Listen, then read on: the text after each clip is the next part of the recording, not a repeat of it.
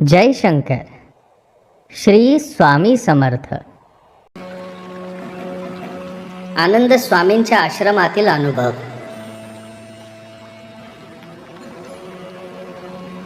आनंद स्वामींच्या आश्रमात शंकरचा पहिला दिवस होता. त्याच्या मनात सर्वात मोठा प्रश्न येत होता तो म्हणजे हे आनंद स्वामी यापैकी कोण आहेत. इथे तर बरेच स्वामी फिरत आहेत, यापैकी आनंद स्वामी कोण असणार. आणि इतक्यात अंगावरती भगवी लुंगी, त्यावरती भगवी कफनी, एकदम सरळ नाक, बुद्धिमत्तेची चमक असणारे मोठे कपाळ आणि भेदक डोळे, अशा प्रभावी व्यक्तिमत्वाचे आनंद स्वामी शंकरच्या समोरून येत होते. आश्रमातील सर्व मंडळी त्यांना नमन करत होती. शंकरने अंदाज लावला की हेच आनंद स्वामी असणार. शंकर समोर येऊन ते थांबले आणि शंकरने त्यांच्या पायावरती आपले मस्तक ठेवून त्यांना नमस्कार केला.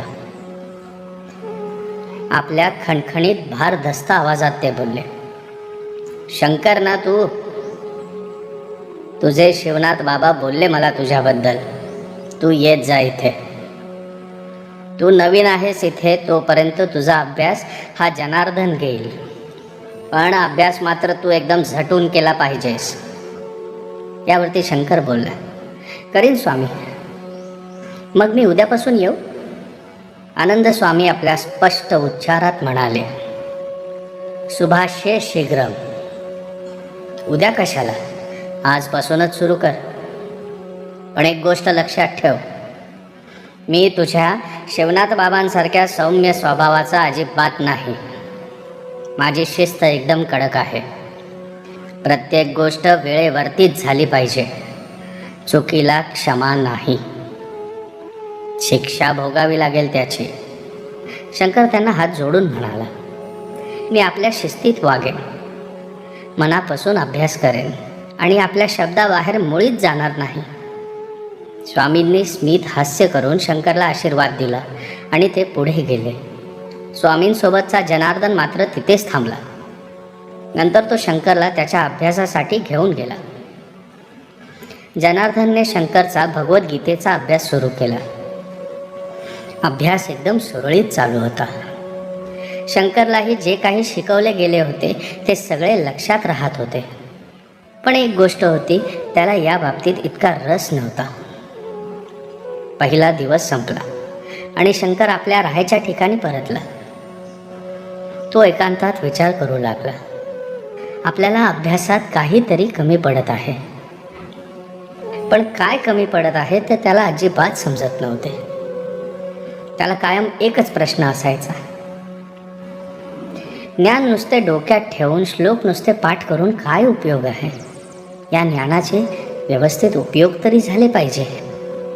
आणि या प्रश्नाचे उत्तर तो सतत शोधत असायचा, पण त्याला काही यश भेटत नव्हते. त्याच्या मनात आले होते की याचे उत्तर स्वामींना विचारावे, पण त्याला हा प्रश्न विचारायचे धाडस होत नव्हते. आणि जनार्दनला हा प्रश्न विचारला तर तो नुसते हसून एकच उत्तर द्यायचा, याचे उत्तर शंकर तुला स्वतः शोधून काढायचे आहे बरं, तेव्हाच तुझ्या शिक्षणाचा अर्थ समजेल तुला. जनार्दनच्या अशा उत्तरावरती शंकरला खूप राग यायचा आणि तो आणखीन जास्त त्या प्रश्नाचं उत्तर शोधत होता. अखेर या प्रश्नाचे उत्तर त्याला भेटलेच. भेटणार कसे नव्हते. शंकरचा प्रयत्नच तसा जीव ओतून होता. प्रश्नाचे उत्तर काय भेटले बघूयात आपण पुढील भागामध्ये. तोपर्यंत जय शंकर. श्री स्वामी समर्थ.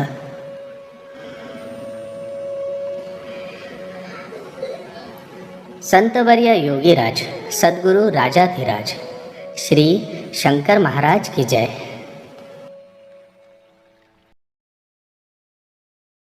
श्री स्वामी समर्थ.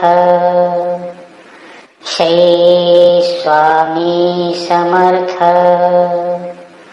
श्री स्वामी समर्थ. श्री स्वामी समर्थ.